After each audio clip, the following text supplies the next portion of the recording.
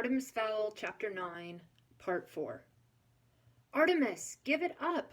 No human has ever succeeded in keeping fairy gold. And they've been trying to for centuries. The LEP will do anything to protect their property.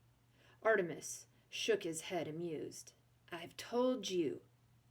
Holly took him by the shoulders. You cannot escape, don't you understand? The boy returned her gaze coolly. I can escape, Holly. Look into my eyes and tell me that I can't. So she did. Captain Holly Short gazed into her captor's blue-black eyes, and she saw the truth in there, and for a moment she believed it. There's still time, she said desperately. There must be something. I have magic. A crease of annoyance wrinkled the boy's brow. I hate to disappoint you, Captain, but there is absolutely nothing. Artemis paused. His gaze tugged momentarily upstairs to the converted loft. Perhaps, he thought, do I really need all this gold? Was it his conscience kneading at him now, lurching some of the sweetness from his victory? He shook himself. Stick to the plan, Artemis. Stick to the plan. No emotion. Artemis felt a familiar hand on his shoulder. Everything all right? Yes, Butler.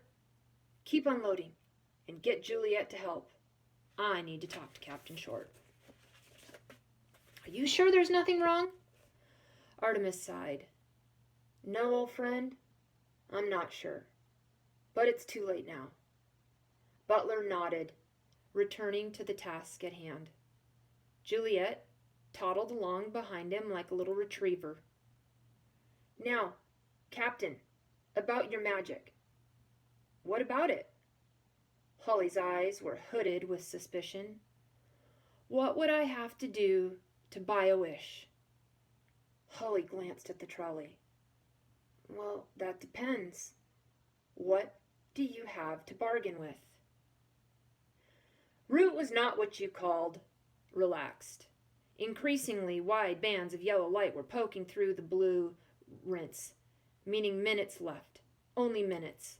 And his migraine was not helping at all by the pungent cigar feeding toxins into his system. Have all non-essential personnel been evacuated? Unless they've sneaked back in since the last time you asked me. Not now, Foley. Believe me, now is not the time. Anything from Captain Short? Nope. We lost video after the troll thing, and I guess the battery is ruptured or something. We better get that helmet off her ASAP or the radiation will fry her brain. That'd be a pity after all this work. Foley returned to his console. A red light began pulsing gently. Wait, motion sensor.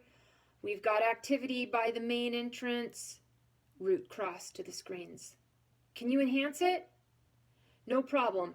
Foley punched in the coordinates, blowing it up 400%. Root sat down on the nearest chair. Am I seeing what I think I'm seeing? You sure are, chuckled Foley. This is even better than that suit of armor. There it was, Holly, and she was coming out with the gold. Retrieval was on her in a half a second. Let's get you out of the danger zone, Captain, urged a sprite, catching Holly by the elbow. Another ran a red sensor over her helmet. We've got a power source breach here, Captain. We need to get your head sprayed immediately. Holly opened her mouth to protest and had it instantly filled with radiation suppressant foam. Can't this wait? She sputtered. Sorry, Captain. Time is of the essence. The commander wants a debriefing before we detonate. Holly was rushed toward the mobile ops unit, her feet barely touching the ground. All around her, retrieval cleaners scanned the grounds for any trace of the siege. Techies dismantled the field dishes, making ready to pull the plug. Grunts steered the trolley toward the portal. It was imperative that everything be relocated to a safe distance before the bio-bomb went in. Root was waiting on the steps. "Holly," he blurted. Captain, you made it." "Yes, sir. Thank you, sir." "And the gold, too. This is a real feather in your cap." "Well, not all, Commander. About half, I think." Root nodded. "No matter. We'll have the rest soon enough."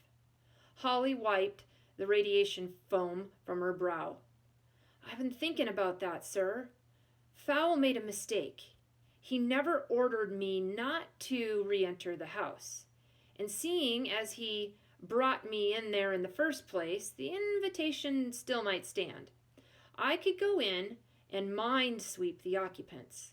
We could hide the gold in the walls and do another time stop tomorrow night." "No, Captain." "But, sir," Root's features regained whatever tension they'd lost. "No, Captain. The council is not about to hold off for some kidnapping mudman. It's just not going to happen. I have my orders, and believe me, they're written in stone." Holly trailed Root into the mobile unit. But the girl, sir, the girl, she is innocent." "Casualty of war. She threw her lot in with the wrong side. Nothing can be done for her now." Holly was incredulous. "A casualty of war? How can you say that? A life is a life." Root spun sharply, grasping her by the shoulders. "You did what you could, Holly," he said. "No one could have done more. You even retrieved most of the ransom. You're suffering from what humans call Stockholm Syndrome. You have bonded with your captors. Don't worry, it will pass. But those people in there, they know about us. And now nothing can save them." Foley looked up from his calculations. Not true, technically. Oh, welcome back, by the way." Holly couldn't spare even a second to return the greeting. "What do you mean, not true?" "I'm fine, seeing as you asked." "Foley," shouted Root and Holly in unison. Well, like the book says, if the mudmen gold can gather, in spite of magic or fairy glamour, then that gold is his to keep, unless he lies in eternal sleep. So if he lives, he wins. It's that simple. Not even the council will go against the book."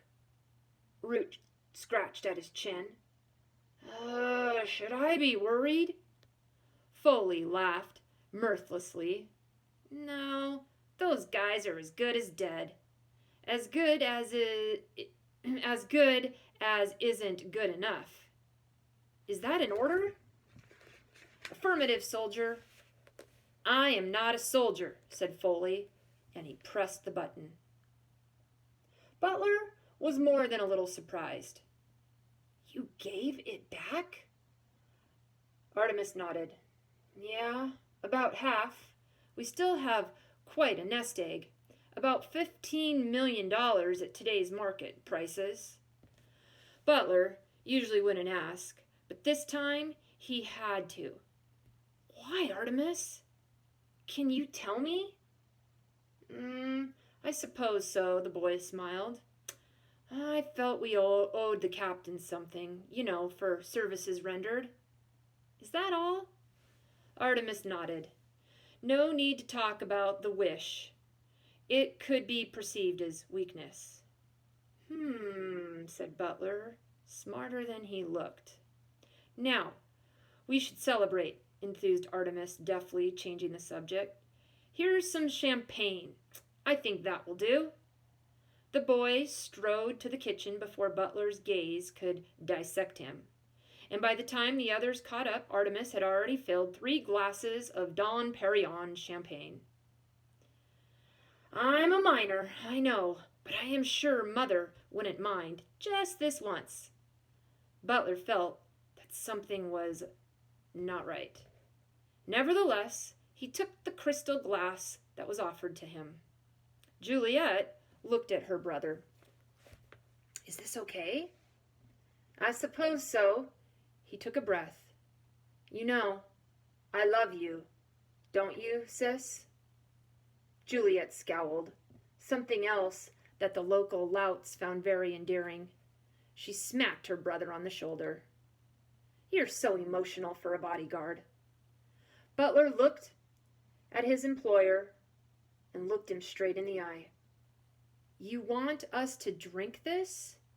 Don't you, Artemis?" Artemis met his gaze squarely. "Yes, Butler, I do. I want you to drink this." Without another word, Butler drained his glass. Juliet followed suit. The manservant tasted the tranquilizer immediately, and although he would have had ample time to snap Artemis Fowl's neck, he didn't. No need for Juliet to be distressed in her final moments. Artemis watched his friends sink to the floor. A pity to deceive them. But if they had been alerted to the plan, their anxiety would have counteracted with the sedative. He gazed at the bubbles swirling in his own glass. Time for the most audacious step in his whole scheme. With only the barest hint of hesitation, he too swallowed the tranquilizer-laced champagne. Artemis waited calmly for the drug to take hold of his system. He didn't have to wait long, since each dose had been calculated according to the body weight of each person. As his thoughts began to swirl, it occurred to him that he might never awaken again. "It's a bit late for doubts," he told himself, and then he sank into unconsciousness.